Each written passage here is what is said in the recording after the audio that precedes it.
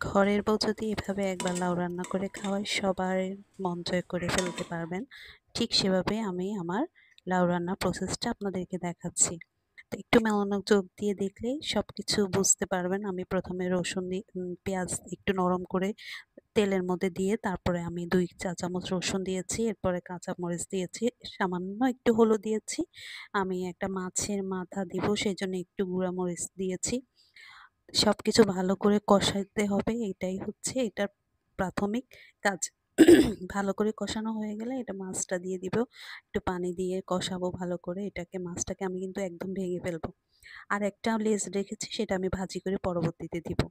তো আমার পানিটা কষানো হয়ে গেছে। এখন মাছটা আমি লাউটা দিয়ে ঢাকনা দিয়ে হাই হিটে আগুনটা জ্বলতে থাকবে।